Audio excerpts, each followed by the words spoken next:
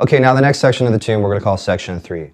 Now, the main difference about this section is that the harmony changes, all right? The chord changes underlying the melody are different. This is the only time in the whole tune that there's something different going on, all right? The rest of the tune is that same underlying rhythm part that we learned at the beginning of the song, all right? We're not really going to get into the rhythm part to this, but this part can be characterized by the fact that the chords change, and it just kind of gives it a little bit of a different mood, all right? So this section is also a little bit longer. The other sections of the tune have all been 16 bars in length. This one goes on for a little longer. I think it's 24 bars. All right, and this is also where we really get into the first serious technical challenges of the tune. Okay, a couple of these licks really get into some left-hand legato stuff that might be a little bit challenging. So anyway, let's go ahead and start off with, again, it's mostly 4-bar phrases. So let's go ahead and start off with the first 4-bar phrase. It's going to put us pretty high up here on the fretboard. I'm going to go ahead and play it, then we'll talk about it. 1, 2, 3.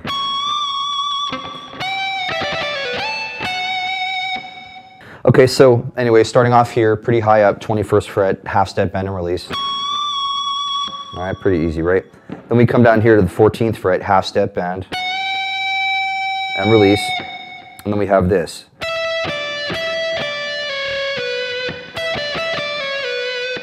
Now again, I'm trying to get those exact inflections, I'm trying to get it pretty close to what he's doing. At any rate, it's first string, 12th fret, the 15 on the second string, do that again. And then pull off to 14, pull off to 12, maybe pick that note at 12, whatever, it's up to you. Again, these tiny little details don't matter all that much, as long as you're, for the most part, getting the melody right.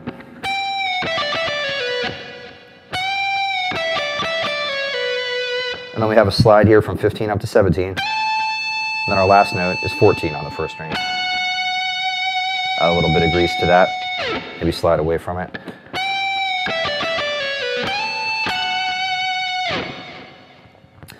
So here's that lick in its entirety one more time. 1, 2, 3.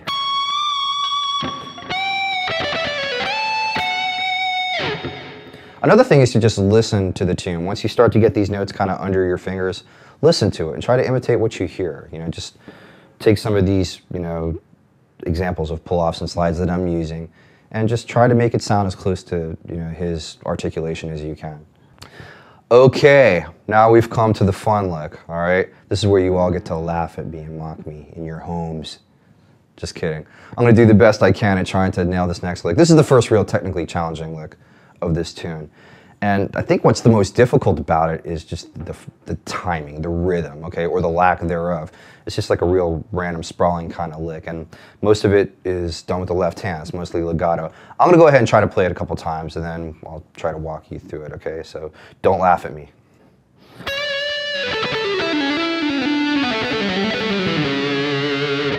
All right, so anyway, there you have it. Something like that. I'm going to try to walk you through this slowly.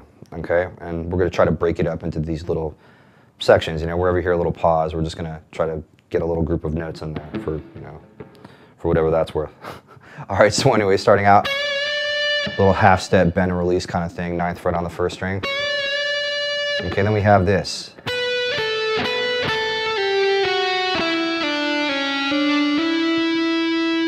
Okay, what we have there is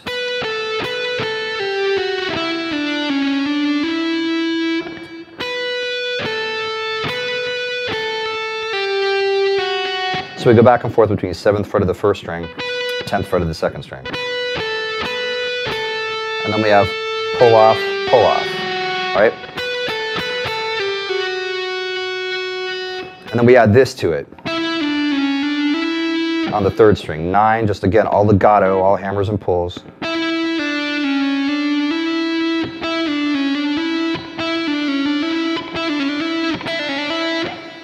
right, so here's that little chunk of notes.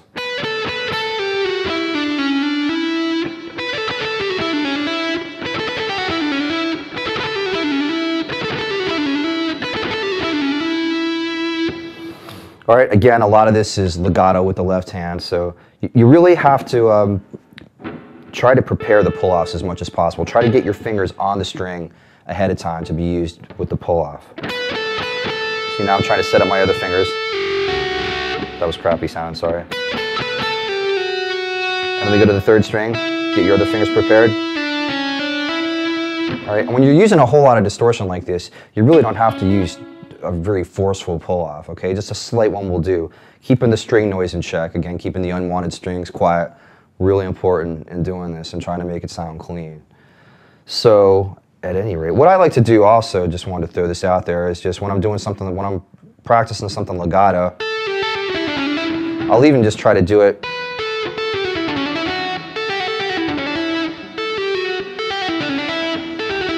without using my right hand. I'll just kind of mute the strings over here as if I was palm muting something.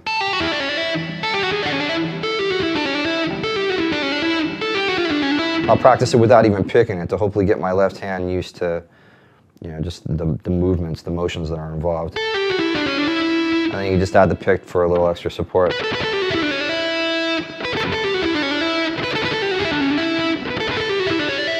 Just remember to quiet the strings that you're not using as you go.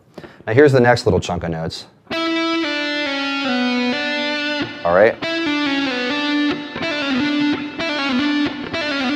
If you had to number the notes here, there'd be 5 of them, I guess. 1, 2, 3, 4, 5. All right? But it's 9, 7, and 6. Again, all 3 of these fingers are hopefully prepared in advance. 2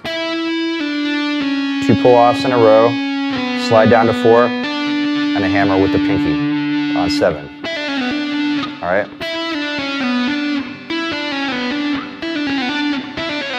Again, I like to practice this stuff without using the pick.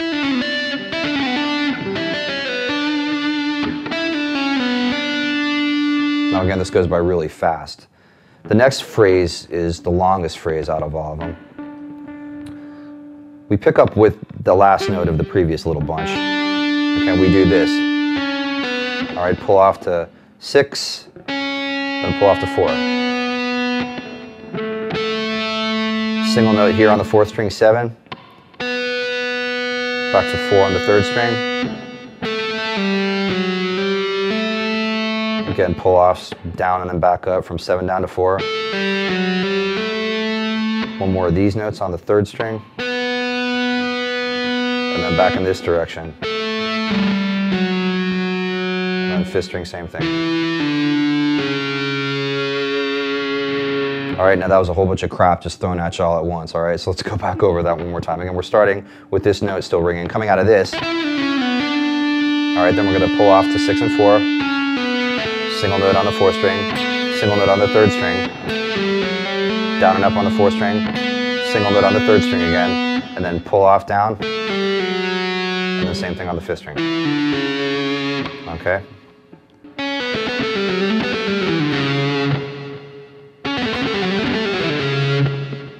Okay, so now we're going to try to put all that stuff together, all right? So we're going to start from the beginning. I'm just going to play it slow a few times, and just hopefully eventually it'll start to come together.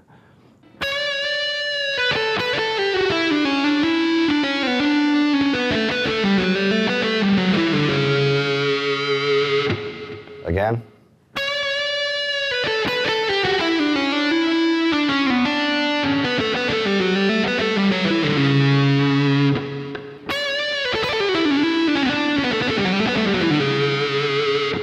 Okay, so now it's starting to come close to sounding like the way it's supposed to, okay? Now again, I'm trying to imitate this as closely to the original as possible. You know, if you come pretty close and it doesn't sound exactly the same, you know, who cares? I mean, as long as you're in the ballpark, it's still going to sound all right. You can even add on to it. You can even kind of do your own thing with it. You know, you can take what I'm showing you here and, you know, maybe embellish it somehow, you know, kind of twist it around a little bit, make it your own. You know, you can do that too.